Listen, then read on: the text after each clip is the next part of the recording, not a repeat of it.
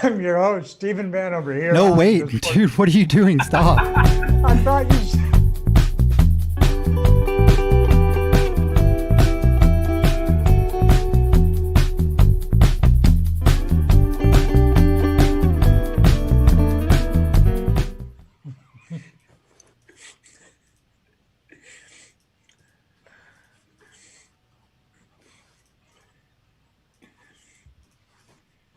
I believe we're here, folks. I'm your host, Stephen Vanover, here on the Sports Talk Line Network, where we talk sports 24/7, 365. We're here tonight with Nate No Remorse Dowdy. Good evening, sir. Yeah, I wish I could say the same, Van, but I'm in HD right now, so put that pipe and smoke it, Spinksy. I resent your comment.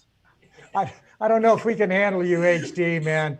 All right, and then of course we have pre-introduced here Spinksy from Down Under. Spinksy, how you doing, man? Good, guys. It is 10 a.m. on a Wednesday over here. It's nice and fresh outside. Can't wait. Let's get it on. Over the hump day. So this is, you get over the hump for free by watching this show on Tuesday, man. I mean, you're already ahead. So that's how good it is here on Sports Talk Line. This is the RoundTable, and we have some fantastic questions tonight. Let's dive right in. Let's take the easy one here that I don't think we should really spend too much time on it, but it needs to be talked about. And that is with the recent news of Ryan Leaf getting arrested again for domestic battery. What is the legacy of Ryan Leaf? Is he now officially the all-time bust? I mean, what are the takes on this guy? He had everything going for him back when him and Peyton Manning were coming out. The general consensus was, correct me if I'm wrong, guys, that it really didn't matter who got picked first, Peyton Manning or Ryan Leaf. They were both surefire picks. Isn't that what you guys heard back then? Oh, yeah, and I even take it a step further. There was people, at least in the talking heads in the media, which you should never trust. Put your tinfoil hats on, everybody. Don't trust what you hear unless it comes from me.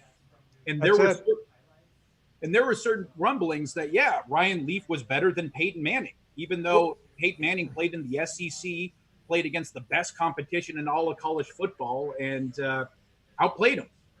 Well, the talk, as I recall, was Leaf had the bigger arm, the bigger upside, but Peyton was the more mature. That's what happened when you try to merge Peyton and mature. You get mature. Okay, it really worked out that way. Payture, something like that. But anyhow, he was the more NFL ready, but that Leaf was going to surpass him, within a year or two down the road. That was the general thinking. And then, of course, Leaf got to camp, and before he even got to camp, he got his first fine, $10,000 for blowing off the last day of the rookie symposium to go play golf. And he's like, yeah, okay, whatever, 10,000. That was back when first round draft picks were getting these huge contracts, so he wasn't worried about it. And then he showed up and he ended up, immediately started yelling at his teammates, at fans, at the media, blaming them, even though he did okay in the preseason. But once the season started, really the wheels fell off, didn't it? Yeah, I feel for a guy like him. 25 games in the NFL over 4 or 5 seasons, coupled with Dallas at the end, which we all remember. But he was probably doomed to fail from the start. Like, as you said, he was fine before he even turned up. Had so much promise through college and could have been anything, really. Like, the man's only 44 years old now, and he's been in and out of jail for battery and assault and domestic violence. And it just seems like he's falling apart at the seams, and it's really sad, I think. It's really sad that guys are going down this path, and I feel for him, to be honest, but there were so many people out there who thought that he was the bee's knees, and I feel him. I feel his pain. It sucks. It does, and I'm glad you mentioned that. But because of his buildup, what you pointed out there, Nate, that there was really no big time red flags. There was not a bunch of people saying, hey, this guy, hey, you're going to have to watch out for this guy. There's going to be issues. That wasn't really going on. Where with Jamarcus Russell, there was a contingent that was going like, hey, wait a minute, man. you got to watch this guy, Rolando McClain. There's another guy that, lots of red flags. So, yeah, there was a lot of talent that got wasted there. There's no doubt that.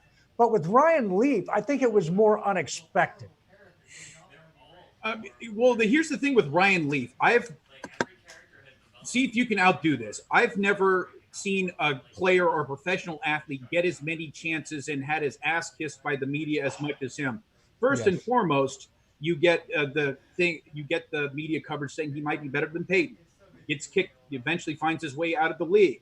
Which was ridiculous, by the way. I mean, I was in the Peyton Manning camp coming out. I recall you were.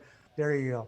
Right. Even 12-year-old me was in the Peyton Manning camp. But alas, on top of that, he gets busted for oxycodone, from stealing oxycodone from people, goes to jail. From old people, man. He's breaking into old folks' homes, stealing their medicine. They're getting on Medicaid. And he made a mistake. Okay. And then he mistake. Yeah. And then he gets another shot. He's a coach at a Division II college in Texas. And then quarterback coach. Yeah, he was a quarterback coach. And then here comes the media again. Oh, isn't he so lovely? Isn't this a portrayal of a man who's figured out all his demons? Gets busted again. And then he comes out of jail. Oh, I'm a changed man. I'm a changed man. And then he's a media talking head now, and we're saying, Ryan Leaf, isn't he just a shining example of how a man could turn around his life? And voila, here we are again. And that's what get me. Nobody saw it coming. Nobody saw it coming. When this guy, he's a bad actor, man. I mean, this isn't a one-time mistake. This is an act that's been repeated over and over again. You can't tell me he wasn't pulling this shit in college. Yeah, and it's interesting. I really would like to see how different front offices that actually brought him in during the combine. I'm curious to see if a lot of people in front offices, if he rubbed people the wrong way, or maybe he's just a great actor. Amazing. But so we all can you think of a bigger bust, a more surprising, more disappointing bust? I mean, sure, you had some guys like kill people. You've always got, O.J. Simpson, and that's incredible. But I mean, I don't think there's ever been a guy who came out of college and no one sort of knew he had all these issues, and then comes into the NFL and he's just been issue after issue. Guys like Johnny Manziel, O.J. Simpson, Aaron Hernandez, they all knew he had issues in the past, whereas Ryan Leaf sort of came in and no one knew he had all these issues. He had a free pass going right then, didn't he? And whether he was really good at hiding it. But, Nate, as you said, why does he keep getting such preferential treatment? Like, is it going to come out in the next 3 weeks that he goes to jail for 6 months and then comes out and everyone's like, oh, he's okay again? Like, I don't understand. If he's got a photo of someone doing something with a horse, they shouldn't be. Or I just don't understand why Ryan Leaf is so popular after all these issues. Oh, and watching him blow up, I saw it happen in person a few times down here in San Diego in practices. It was amazing, man. I was there when he went after some fans one time. And the fans, I got to admit, by the time I got there, it was already out that, okay, you could get him. And so, of course, once you do that, and was there alcohol involved? Dude, yeah, this was a while back. Okay, there was alcohol involved. Everybody was drinking. I was having a beer or two. Okay, yeah, it was a fun time. It was a fun time, and I was actually doing one of the first live streams at that practice, and it was picked up by the Miami Herald, and was live streamed. Everybody was really cool, but there was. Across on the other side of the field, there was all this activity going on, and I couldn't get a good shot on it. And that's what was going on. I went over afterwards and got info on the story and stuff. But I just missed being able to live stream it. And that was back when there was almost no live streaming. It would have been quite the coup.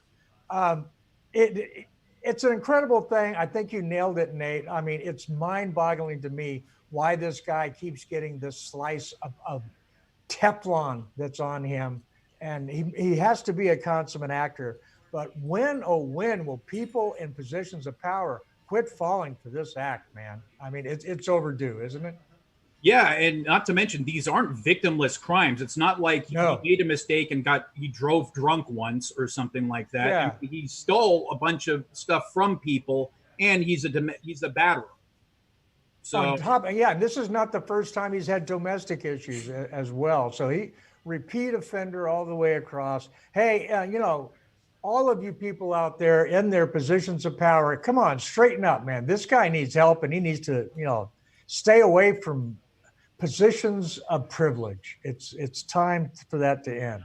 But speaking of positions of privilege, one of the advantages of a position of privilege is they generally pay pretty damn well.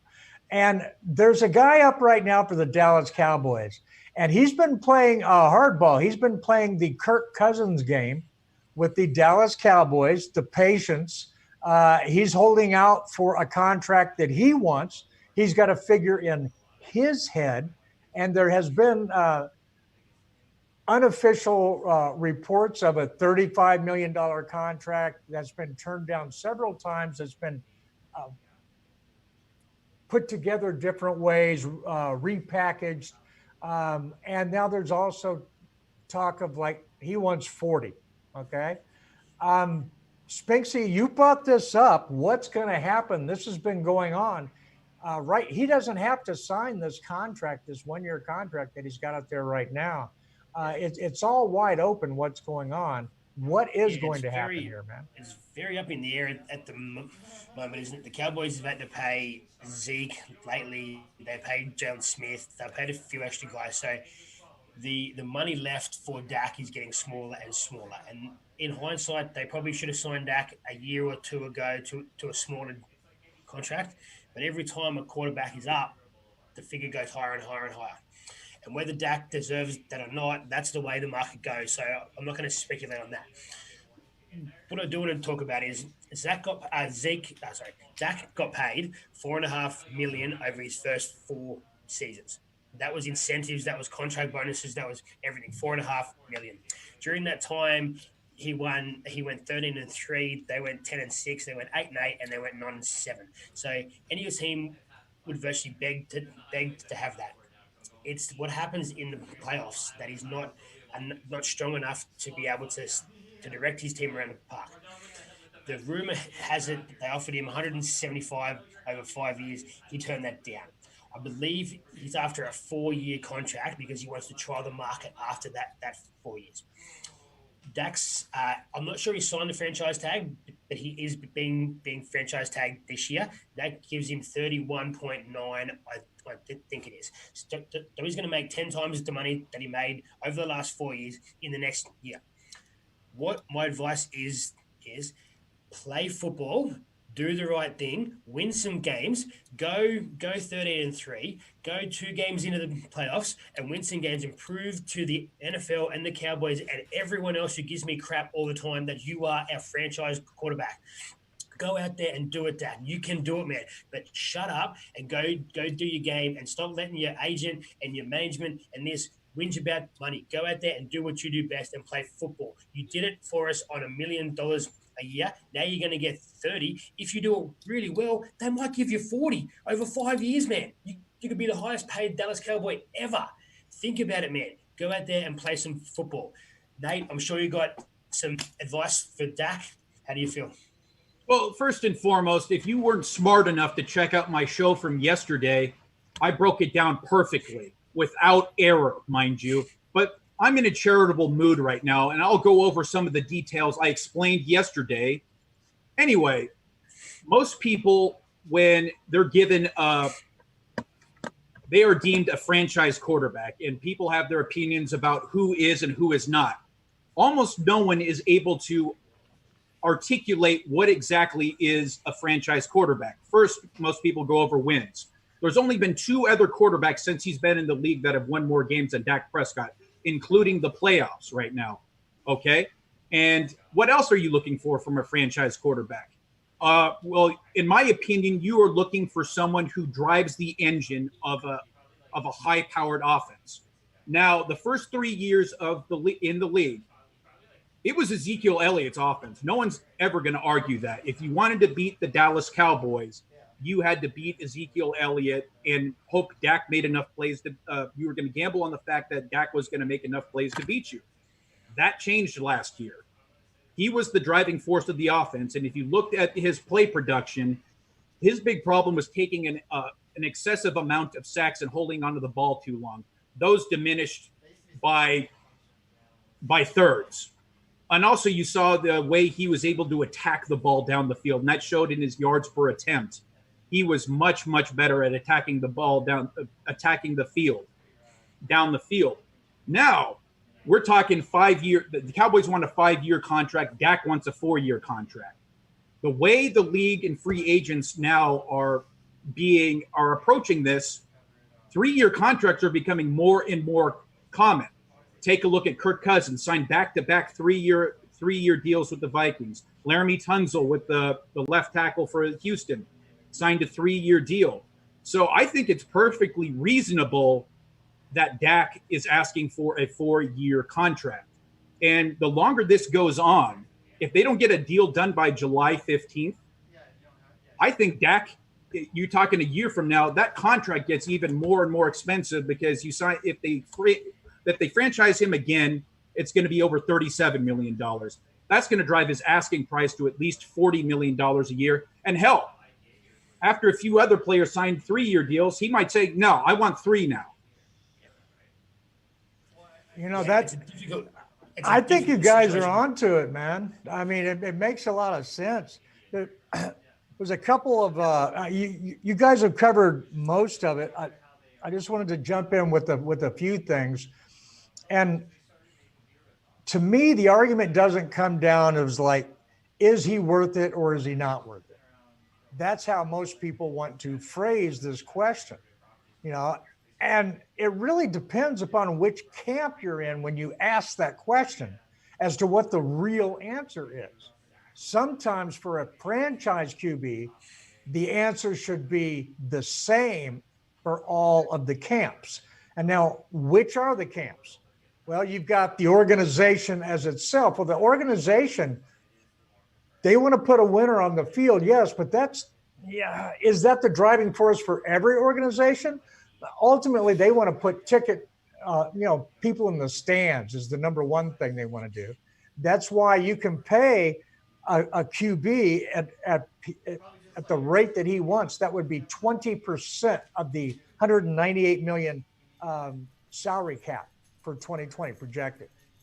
20% for one player. And you're going like, well, you know, he's worth it. Well, yeah, but then you're also asking his teammates to split 80%, and they have agents who can do math as well. And so this is something that has an effect. So he's got to be good enough to where he raises the level of the play around him, because ultimately you can't sign as good a talent around him as you could in his rookie contract. Now, that's the team point of view and the fan point of view. But from the player point of view, they're like, hey, man, the team wasted my rookie contract, not me. Now it's time for me to get paid. And getting paid is a combination of how good I am and what the market is. And, man, it's really golden for me right now. So he's definitely worth it from his point of view. But from the team point of view and the fan point of view, I think it's 50-50. Because once you pay him that much money, who do you not pay at that point? Yeah, and we already got our answer. I mean, Byron Jones was left to go test the free agency market. And look at how the team is built. They've paid Tyron Smith. They've paid Zach Martin. They paid Lyle Collins. They've paid Amari Cooper. They've paid Zeke. This team is built for Dak to take over and win. Oh, yeah. And mind you, he has a winning record toward everyone. Every single team in the NFC East, Dak has a better than 500 record against. To me, it would be negligent to let that guy go walk and test the free agent market and say, hey, we could pick up any old rookie and get the same production. I agree. But like, he's in a season this year where he's got the biggest and baddest offense the Cowboys have seen in forever.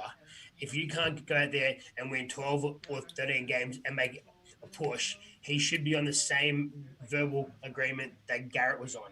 Garrett had to take us to the NFC Championship game last year, otherwise he was out. And obviously he didn't, so Garrett's gone. I think they need to put a bit of pressure on Dak and go, look, mate, being the quarterback of the Dallas Cowboys brings with it heaps of other money-making schemes. You are the quarterback of the biggest team, maybe in the entire world. So you can be out there selling cars and you can be out there doing this and doing that. It's not like you're just getting paid your $1 million a year and you're not making nothing else. Like, you are the quarterback of the biggest team we have. So there are money-making opportunities out there for you. Shut up and play your game and let your game do the talking. Go 12 Shut up and play and sort it out, man. Yeah, just do it. I don't care. There's so much whinging going on, and it's his agent's fault. Well, Yeah, I'll even say this. I think it behooves the Cowboys more than it behooves Dak to get a deal done right now. Dak could easily be sitting pretty and make an excess $37 to $40 million if a deal does not get done now. Now, and here's the other thing. If he turns around and goes 8-8 with this team, he's gone. See you later. They'll bring in Andy Dalton. They'll bring in Cam Newton. They'll draft someone. They're not going to pay him right now if he can't perform with this offense. He needs to go out this year and show us what he can do. Go ahead, Nick. Okay? I'll say this. They had one of the top producing offenses from a year before, and Dak does not play all positions on that field. The Cowboys were 30th in turnovers last year. That's not going to win you a lot of games. So consistently, he had to drive the length of the field to put points on the board. And conversely, special teams did not do him any favors. They were around 30th in the league as well in total special teams. So I guarantee you, the Cowboys had 17 total turnovers last year on defense. League average was about 23.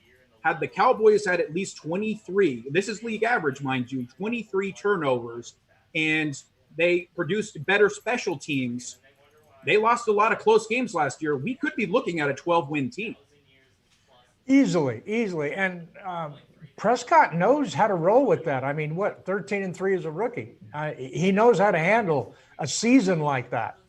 And that's what they should do. But, man, it's all on paper. If the offensive line doesn't gel, has injuries at left tackle, if the defense, doesn't come together for some reason, it really is a team sport. And that is the ultimate question on paying a guy this much money. Now, Jerry, the other thing, and you guys danced around it a little bit, he wants to save his money. He's going like, well, $35 million is a lot now, but in 5 years, it's not. So let's take it on to 7 years or whatever like that, or, however many years we can get it. And then I'll save money on the back end. And just as you said, Prescott's guys are not stupid. They're saying, hey, no, I want a shorter contract. But Spinksy, your point, I think, is so valid. They need to shut up. There's a damn good contract out there. It's guaranteed, fully 100%. Sign it. You get paid 30-something million this year. That's what Cousins did. You never heard a peep out of Cousins, did you? Well, conversely, Cousins had back-to-back years. He played back-to-back years on franchise tenders, and he signed it like the second day they put it out. Man, he ran in and signed that fucking thing. Hell yeah, give me $25 million. Yeah. But I think the likelihood of Dak holding out is fairly low, just because of the amount of money he stands to make. Yeah. Well, I mean, I don't blame the guy for doing whatever. I think athletes are worth whatever they can get. I mean, they played for free almost for I don't know how long. To hell with that. Let them get paid. I'm a big fan of them getting paid. But hey, they've got to get paid, and we've got to move the subject around the round table. And I think Nate had something that, we need to talk about this, Nate. Yeah, well, we talked about guys getting paid. Perfect example of a guy in the matter of Jamal Adams. Now, Jamal Adams just finished his third year in the NFL. Now, that's the first time a player on a rookie contract can be able to negotiate for an extension. And you're seeing an increased amount of players, a la Zeke last year, who held out for the Cowboys because he wanted a new contract. And players are seeing the advantages to this, and they're going more towards, hey, after I prove myself after 3 years, I want a contract extension. Jamal Adams has made no bones about it. He wants a contract extension. Right.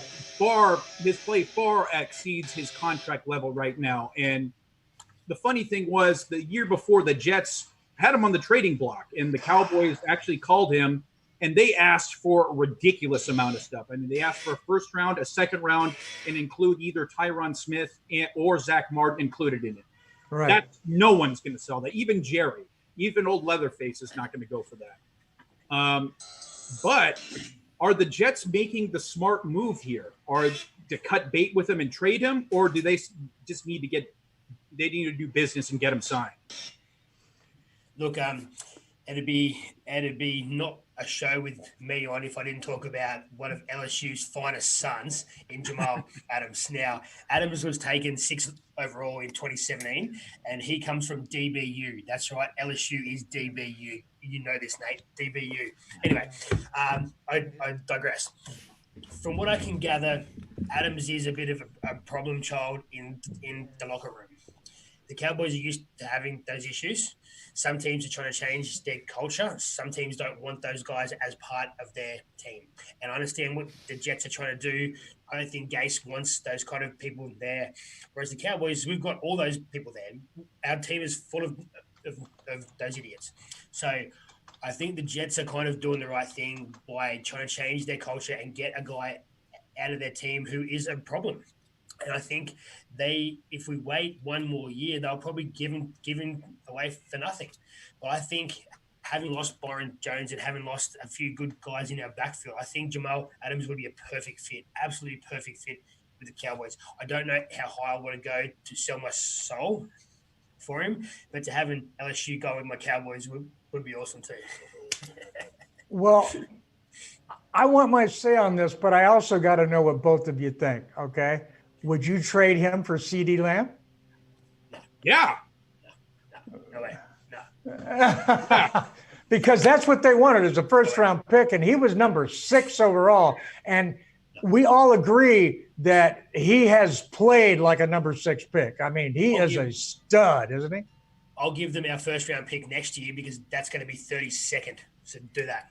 And Spinksy, I expect to see something written from you about great LSU DBs pick number 6 in the draft. Start with Morris Claiborne. Oh no, don't start with him. Okay, no. Okay, start somewhere else. Okay. Had to work that in there, man. Had to work that in. Thank you. No, and to counter Spinksy's point, I haven't heard that he's been a problem inside the locker room. I definitely know he's been a problem to the front office. That's different. Yes. That's not a problem. And if you're not a problem to the Jets front office, you're probably not a very good player because let's be honest, the Jets front office reputation, it's not what you call a top drawer, is it? Yeah, and also on top of that, they do have a fairly new general manager in Joe Douglas, who was from the Eagles, and this was not his pick. So he doesn't have any attachments to this guy. And also, I think he's perfectly matched with Greg Williams, their defensive coordinator. Isn't this the locker room where they had the 6th-round pick, decked the first-round pick QB, broke his jaw in the offseason, and they ended up finally having to trade him away, and everybody's like, yeah, man, that guy, he deserved it and all this shit and everything. Yeah, this is a really functional locker room team. I mean, come on. I mean, yeah, go ahead. Sorry, man, go ahead. Well, yeah, I mean, it's so dysfunctional. This is where, like, the Steelers running back, this is where he chose to come. Yeah, they have a lot of money invested. I mean, listen, they want this to be Sam Darnold's team. Right. They want that in the worst way possible, whether it was drafting Mekhi Becton at 11 overall to play left tackle. They drafted the kid from Baylor to play wide receiver opposite him. Yes. This is very much predicated to play wait and see. There's no more wait and see with Sam Darnold. We want to make sure this is the franchise quarterback. I like him. I like the kid. However, yeah. How many great players, and I truly mean great, can you name on the New York Jets? Got Le'Veon Bell. They've got Denzel Mims. They've got Jamal Adams. No, I'm actually trying to think of the quote from the movie. Was it Unbreakable or Invincible or something like that? Where they're asking, in the bar, who's the great player? They're all talking about Jets guys from 50 years ago, man. Yeah. Yeah, it was like Steve Wisniewski or so. I don't know. It was just random Polish names. It was actually a great guy, and I'm ashamed I can't remember it right now. Because he scored the touchdown. Yeah, he was great.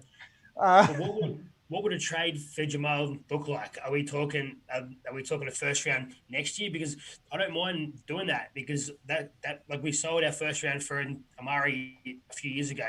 Our first round next year could be high 20s, early 30s. So I don't mind doing that, but I'm not going to give up our first round this year that we just took to take him. No way. Nate? Yeah, well, I'm going to try to follow the logic of the Jets front office, and only a genius like myself could be able to do such a thing. Listen, essentially what they said last year with the high demands they set for Jamal Adams, because they asked for first, a second, and another great player. They basically said he's untradeable. Right. That's what they said. But if you give me this, sure. Yeah, if you give this out of the park that no team's going to give you, okay. But doesn't that mean that you're committed to this guy, and shouldn't you pay this guy? Shouldn't you pay him then? Yeah. Yeah, and being 6th overall pick, he's probably on a fair amount of money as it is. So, look, I wouldn't be, as a Cowboys fan, I wouldn't be willing to necessarily give up anyone of talent on our team to have him, but I'm willing to give up future. But trust me, we'll gladly pay you tomorror for a hamburger today. Yeah, we will. Oh, yeah. Yeah. I'm willing to give up future picks. Like if they want a first next year and a second the year after, sweet, do that and go right ahead, because I think we're in the win now moment, whereas the Jets aren't. So by us giving up a CD Lamb or say a Zeke or whatever, obviously that's not going to happen, but I'm not willing to give up talent for him. So, yeah, but here's another thing, because we keep the links always cross between the Cowboys and and Jamal Adams. They always seem to be the team linked to him. Here's the thing: what if they trade for Jamal Adams? He wants a contract now, but you haven't paid Dak. Dak yet? Yeah, exactly. That's all. Bust heads going on. You don't want to cross swords. I tried it.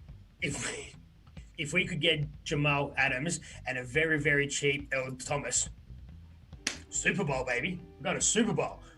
We're coming. But if you want to add problems to your locker room, go ahead and trade for Jamal Adams and pay him over the guy who wants another big contract. That's how you add problems. Yeah, and who's shown you that he can actually do it. So, like that, yeah. Look, I'm not sure. We'll end up getting our man. Look, they've been talking about Earl Thomas coming to the Cowboys for like 5 years, and so maybe this is just one of those things. Every time the Jets mention Adams going up, the Cowboys are like, "Oh, we'll take him," and nothing happens. So, well, isn't that it? Isn't he the new, Earl Thomas? That's what I get from this, because I mean, the asking price is too high. You're going to have to wait for the Jets to blink or something to happen where it sours so bad between the two of them. And he doesn't really have the leverage right now to make that happen. Next year he does. Next year. Excuse me. Yeah, but I think you could see an increase of players after their third year demanding. That's kind of the way. Absolutely. That's what Ezekiel Elliott did. I mean, and why shouldn't they? I mean, if an owner has the right to break the contract by cutting them, it's in the CBA that the player has certain things. There may be penalties in the form of fines or unaccrued year of ownership, but if they're willing to pay them, it's totally legal for them to hold out and everything like this. It's a tool. Oh, well, do you guys see him holding out? Yeah, I see him playing hardball, man. I see him getting really nasty, but I don't know, because they are bringing talent, and players like to win. And if he looks around and sees Sam Darnold and other players coming in, and he's going like, wow, this team looks pretty good, then yeah, he might come in. But if they keep looking like the dysfunctional Jets that keep giving away tight ends and keep giving and can't keep giving away wide receivers, keep giving away offensive linemen, and keep giving bad contracts to other guys, then yeah, he's going to look at it, and him and his agent, and they're going to go like, get me out of here before I get hurt. Yeah, I could very well see him holding out. Oh, heck yeah. And let's put it this way. The Jets are in the AFC East right now. Do you think they have the talent to compete for the division title over the Patriots or a team like Buffalo? And let's say they start off 0-2 while Jamal Adams is holding out. That could easily spend the leverage toward Jamal Adams's direction. Well, if Jamal Adams is holding out, then no, they don't have the talent. Like as you said, like this is not the first time this was mentioned. This was mentioned after last year too. So it's not like he's all of a sudden decided I want out. This is something that they've been after. He was after. So this is going to keep on going for at least the next 12 months. Definitely. Yeah, he's not used to winning like the ways he was at DPU. And by the way, the famous Eagles guy was Tommy McDonald that I was trying to think of. I had to go Google it. All right. Hey man, we got some other great questions. Let's move it around. There's really no answer to this one, and only he's going to be able to answer it. And yeah, I think we all agree that there's probably a holdout in his future. But we had another interesting question that I wanted to bring up. And it's LaMelo Ball. And yeah, I'm talking about those balls. And this is the Brass Ones family. And, with his brother, it was like, yeah, okay. It was obvious that he didn't really have the talent to get anywhere near the level that he was being talked about and pushed by his father, et cetera, like this. But man, in mock draft after mock draft after mock draft, LaMelo is showing up in the top 5 being drafted, top 3 being drafted, and occasionally the guy being drafted at the top of the draft, like if the Knicks win it. Man, what do you think, Spinks? What's going on here? Is this kid for real? Is this going to happen? Yeah. Oh yeah, man, definitely. He came out here to Australia to play in the National Basketball League of this year and last year. He was the 2020 Rookie of the Year.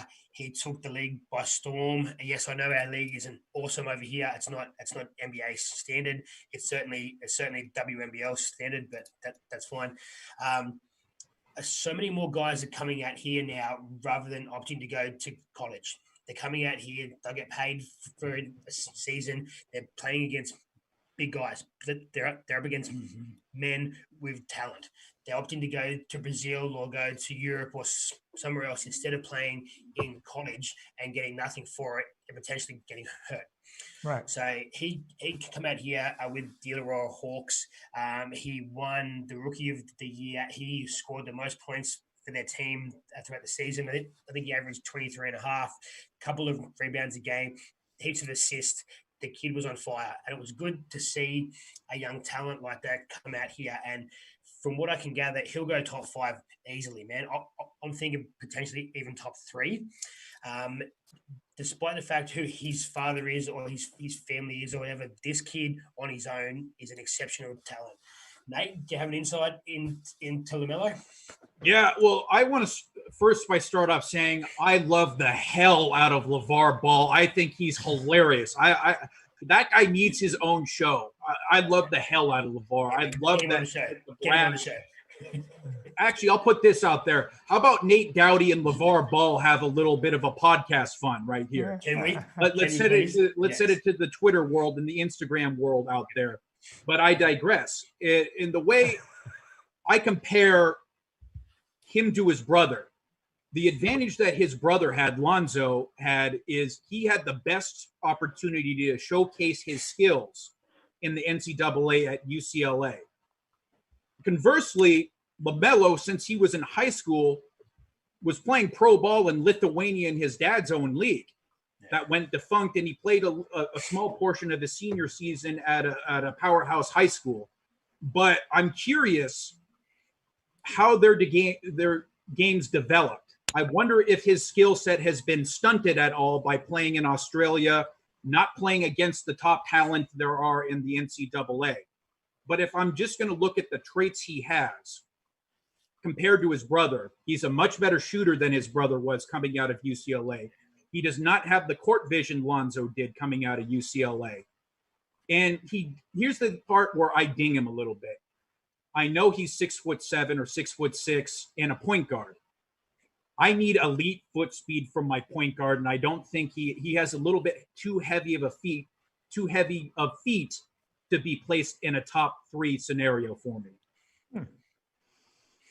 Yeah, I think a lot of it, guys, is going to have to do with, whichever team draws in the top. Like, if the Seattle Seahawks, hold on to the number 1 there and grab that. No, excuse me, not the Seattle Seahawks, but the Golden State Warriors, or Memphis, or if these guys get it, they don't need a point guard.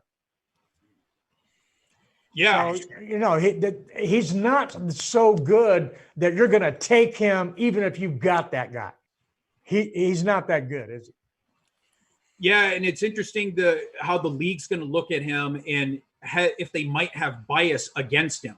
What he did have going for him was that he didn't have a lockout of a year in the NCAA. So a lot of players weren't able to showcase their skills in the NCAA tournament.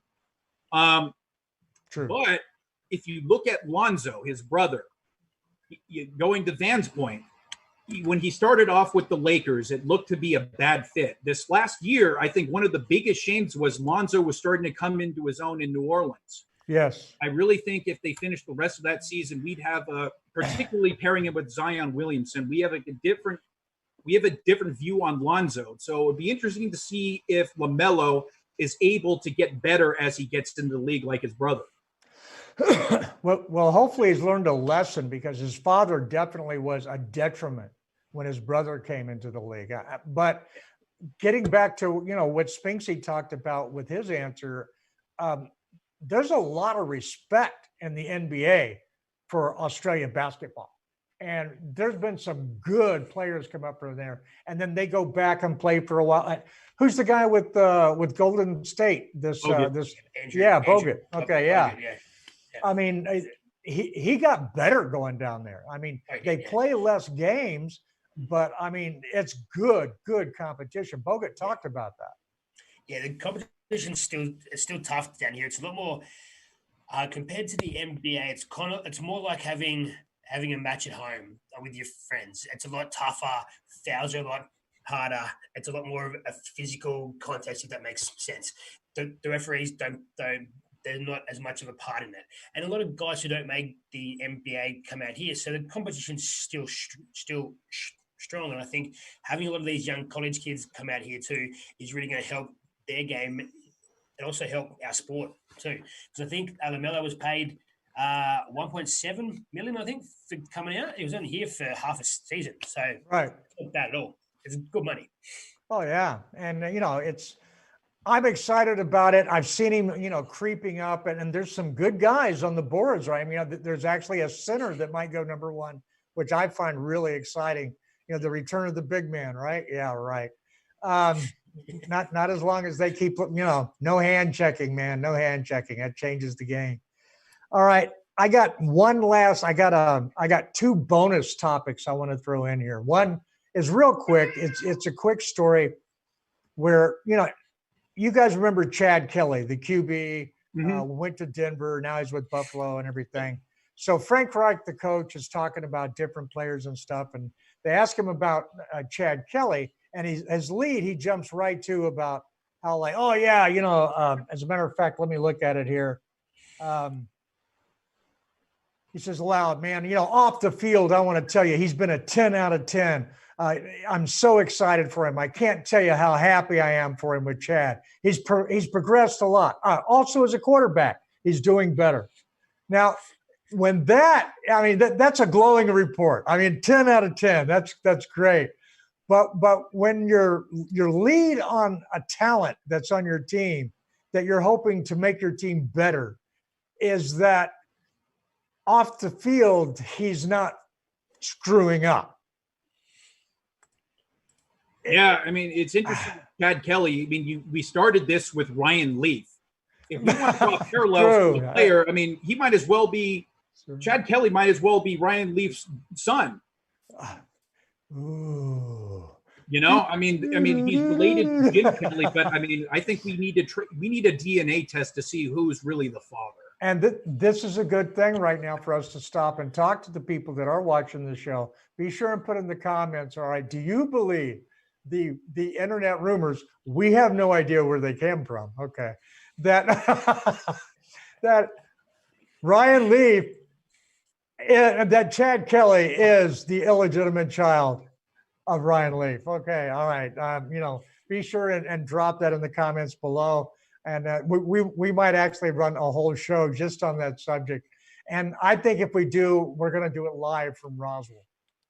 I mean, that's, Roswell, New Mexico. Definitely going to do that. Okay, now the other bonus subject that I wanted to bring up is some of the sports are coming back already, and like soccer. All right, yeah, Bundesliga, and they're playing games, man, and it's exciting, and the games aren't as good. The players are rusty. They haven't been able to practice for a long time, but it's coming into shape. It has that preseason flair, even though the games count. But there's an interesting side effect in games with no crowd. Okay. You lose the home field advantage. So that team that, the Patriots are coming to town, but we got, the Seattle Seahawks are going, we got the 12th man here. We're okay. You got jack and crap. You got nothing. Which teams, any sport, do you think this would affect the most if there is an extended period or any period where they decide, okay, we're going to play some games here, I think like teams like Denver, if you go into Denver, obviously you're really high up in the air. So I think they're still going to have the advantage with the atmosphere and the thin air. But there was always a horrible thing when you looked at your draw and you see week 15 or 16, you're in New England or you're in Green Bay, because the snow is going to be that thick. It's going to be horrible. Or if you're in Arizona earlier in this season, it's 150 degrees. It's horrible. So I think those elements are still going to be there, even with the fans or without. But the Seahawks, certainly they'll be, and the Chiefs, I think too, those stadiums are very loud. So I think they miss out. Yeah. Well, unless they play all the games on Fight Island. So hey, we got that going for us. Our sports are back in Australia from this weekend. So the rugby league's back tomorrow night, and the AFL comes back in 2 weeks' time. And they're having stadium hubs. So there's 16 teams in the comp. They're splitting them 4 teams across 4 different stadiums all over the country. So we'll have no fans there, and home field advantage is gone, obviously, because 4 teams will be out of the 1 stadium. So there's no advantage there as such, but I like hearing what's going on the field. It's like being in the huddle. It's like being part of it.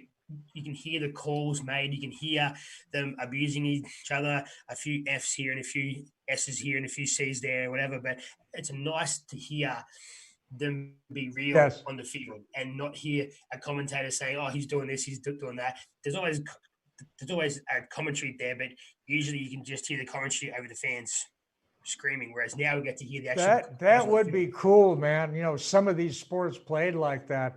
But what happens, Nate, to a team like the Seattle Seahawks, who are they have a team rolling in on them, let's say the Dallas Cowboys offense clicking on all cylinders. They roll into Seattle. CeeDee Lamb is leading rookie of the year voting. Okay, they roll in. What can they do?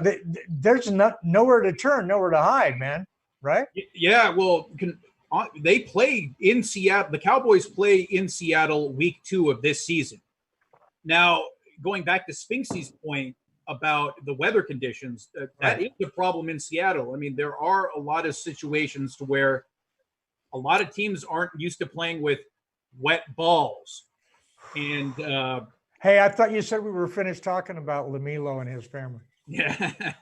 All right. That's when they take a group shower together. It's called wet All balls. right. Ooh. All right. And Anyway, by the way, yes, we are working on Manscaped being a sponsor for the show. yes, So yes. Always got to be pretty down below. Anyway, what I think who's going to suffer the most in American sports are college sports. That's just a part of the experience. Stole my answer, dude. Because I was like, can you imagine? We would have found out real quick if they'd have played March Madness with no crowd. Okay. Because, all right, now there's supposed to be neutral places. They're not. Okay. Yeah. They end up, giving North Carolina and putting them like, over there in Maryland or some crap like that. So, yeah, it's and it's like, it's totally North Carolina crowd. And then that goes away. And now all of us, or even the flip of that, where you have that small school that comes in and, takes the number 1 seed and beats them because the crowd is behind them. They win the crowd and the crowd is behind them and they're pumping them up and everything. Can you imagine how boring the dream team in the Olympics would have been without the crowd? Yeah, I mean, just take your generic game at Duke, North Carolina game. It takes away from the experience. Take the Duke crazies or Big Ten sports. I mean, yeah. College sports don't exist without the fervor from the fans. Otherwise, you just have a bunch of students playing sports. What are they going to do about the YouTube audience reaction videos? Yeah, right. Dude. I mean, it's. I heard they were looking at pumping noise into stadiums. So obviously you'll still see the wide. That's against the rules. Well, apparently they've been doing it in Seattle for years, haven't you? Seahawks cheats. Seattle goes, oh, no problem. We go, oh. For years. It's already connected. Yeah, Seahawks, it cheats. Well, actually, wasn't it the Falcons who got caught for pumping noise into their stadium? Yeah. They got caught. Seattle. Yeah. But I just really hate Seattle Seahawks. And whatever it is, the Patriots have been getting away for it for years. Okay. Just understand that. Okay. Right. Oh, too funny. All right. I just thought it was an interesting side effect that a lot of people hadn't been talking about. How, if the fans aren't there, it's going to dilute the home field advantage. What about basketball? Not just in college, but these courts are designed to have the fans right there, man, and that's going to get diluted, right? Yeah, absolutely. I mean, here's the thing that cracks me up when people always say they prefer college sports to pro sports. That's the only argument they have. Yeah. Really. I mean, otherwise you have students in pads. Yeah. Not professionals. Yeah. Oh, yeah. Or you'll have, how it is. There'll be 1 or 2 guys on each team, and then they just run wild. Okay. Right. And that's college football, unless you're in the SEC where, they have all the players. Okay. So it doesn't matter for them. Yeah. All right. It's an interesting take, all the way around. I'm concerned because, does anybody like watered down beer? The United States of America does. Americans do, yeah. 3.2 beer. Oh, my goodness. And does anybody know the history of that? Yes, we know. But before we go into that, Rado is all in my ear here. I have to do this. Please hit that subscribe button down there. We need you. You guys are what drive this channel. Once the highlights come back, we're going to be all over it. We're going to be doing highlights with us. It's going to be awesome. Our highlights are the best on the web. So be sure hanging in with us. Be sure and check out all the shows we're doing. Each one of us clowns has our own show here on the web. I've got on this channel. I've got the sports fan that I do. We got the RoundTable. And then Nate, you have something that you're doing now. You've had the initial show yesterday, yes? Yes, I'm doing something very productive. We're going to be doing No Remorse Sports on Mondays, 3 p.m. Pacific time in the US of A Pacific Standard Time. Also, I'm going to be doing daily videos on a topic, about 5 to 10 minutes. I'm just spoiling you guys with the riches of my talents. All right, you need to wash your underwear before you do your next video. I meant to tell you that. I saw the Nonsense. All right, Spinksy, and now I understand that you're doing the college thing on the weekends, right? Yeah, college football show, 3 p.m. Pacific time on Saturday Arvo. Also 8 a.m. on Sunday morning Australia time. It's the same time, just so you all know. Check us out on YouTube. Yeah, can't wait. All right. And so that's it for our show today. That's it for the roundtable. We'd like everyone to thank you for taking time out of your day to be here. You can see on our names here, we have our Twitter handles, well, all except Nate, who was remiss. There is one guy. Okay. All right. And so, but again, thanks so much for being here. Until next time, listen and watch like you play with intensity, Nate. Thanks a lot. Bye-bye.